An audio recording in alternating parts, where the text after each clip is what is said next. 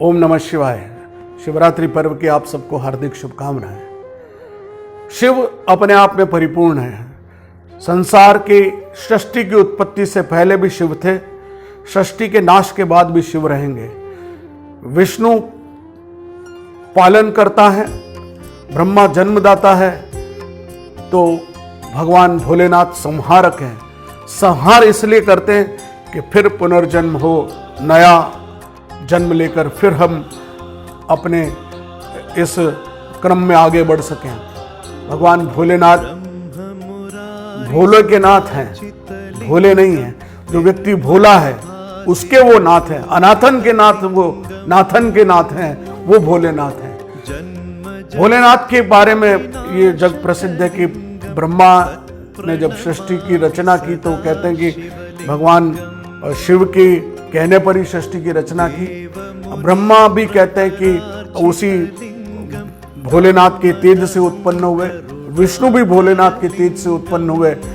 और एक दिन इन दोनों की परीक्षा लेने के लिए एक प्रकाश स्तंभ के रूप में लिंग स्वरूप इस सृष्टि में भगवान का वो प्रकाश स्वरूप जब दिखाया तो ब्रह्मा को बोला इस लिंग का पता लगाओ कि इसका और छोर कहाँ है। विष्णु को भी बोला तुम इसका अंत में पाताल से पता लगाओ कि इसका जो बेस है वो कहाँ है। दोनों निकल पड़े। विष्णु को तो उसका कोई अंत मिला नहीं, लेकिन ब्रह्मा को ने झूठ आकर बोला कि और केतकी पुष्प को साथ लेकर आया कि ये जो मुझे छोर मिल गया, और केतकी पुष्प ने इसकी पुष्टि की। भगवान भोलेनाथ बहुत नाराज हो, उन्होंने कहा कि तुमने झूठ बोला है, इसलिए ब्रह्मा मैं तुम्हारी पूजा से मैं तुमको वंचित करता हूं। कहते हैं उस दिन से ब्रह्मा की पूजा नहीं होती। कहीं एक्सेप्शनल पुष्कर में ब्रह्मा का मंदिर है, अन्यथा ब्रह्मा की पूजा कहीं नहीं होती। उस पूजा को छीन कर उन्होंने अपने गण भैरव को वो पूजा प्रदान कर दी और केतकी पुष्प से कहा कि तुझे कभी भी मेरी पूजा में उपयोग में नहीं लाया जाएगा, किसी की भी पूजा में उपयोग में नहीं लाया जाएगा। केवल एक दिन वो केतकी का पुष्प मेरे ऊपर जरूर चढ़ेगा। उसने जब वापस क्षमा याचना की तब भगवान भोलेनाथ ने उसको ये वर दिया। शंकर सृष्टि के तमाम भोग और ऐश्वर्य को प्रदान करने वाले और खुद कुछ भी नहीं रखने वाले। संसार में जो असार है, असार यानी पानी, जिसका यूं देखे तो क्या मूल्य, बस पानी चढ़ा दीजिए भोलेनाथ प्रसन्न हो जाते हैं। आंकड़े का फूल जिसको कोई पसंद नहीं करता, किसी के श्रृंगार में लगाया नहीं जाता, वो भोलेनाथ स्वीकार करते हैं।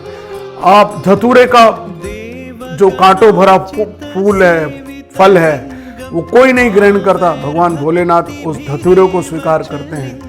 भोलेनाथ वागंबर जो चमड़ा है उसे फेंक दिया जाता है, उस चमड़े को भगवान अपने शरीर पर लपेट लेते हैं। भगवान उस सर्प को जिससे सारी सृष्टि दुनिया के सब लोग डरते हैं उसे अपने गले में धारण करते हैं।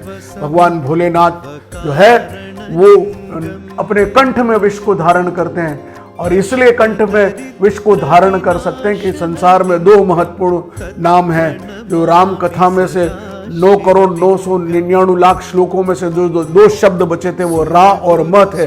वो रा और म भगवान भोलेनाथ ने कंठ में धारण किए, इसलिए राम शब्द से भगवान भोलेनाथ इस विष का पान कर सके। संसार में भोलेनाथ भी किसी एक का जाप करते तो वो राम शब्द है। महाशिवरात्रि के इस पर्व पर जब भगवान के उन सभी के गुणों का गान करने के लिए हम उनके भगवान की जो एक स्तुति गान करते हैं, एक अवसर आया है उनके विवाह का। उस समय हम भगवान भोलेनाथ को आत्मसात कर सकें, विष पी सकें, जो अपमान का विष वो पी सकें, और संसार में हम किसी और का अपमान न करें। ये एक संदेश इस माध्यम से मैं आज के महाशिवरात्रि पर्व पर आपको देना चाहता हूँ। लिंग एक प्रतीक स्वरूप है, यानी कि सृष्टि जैसी संसार गोल है तो भगवान शिव यही कहते हैं कि मैं निराकार ब्रह्म स्वरूप यदि कोई हूँ तो वो मैं हूँ। इसलिए लिंग स्वरूप को ही मेरी पूजा करिए, मेरे उस साक्षात स्वरूप को पूजने की भी आवश्यकता नहीं। बालू का बनाइए, मिट्टी का बनाइए, लकड़ी का बनाइए, चाहे जिसका शिवलिंग बनाइए उसकी पूजा करिए और जल चढ़ा दीजिए, आपकी इच्छाओं की पूर्ति होगी। बहुत बहुत धन्यवाद। बोलिए भगवान शंकर की जय। ओम नमः शिवाय।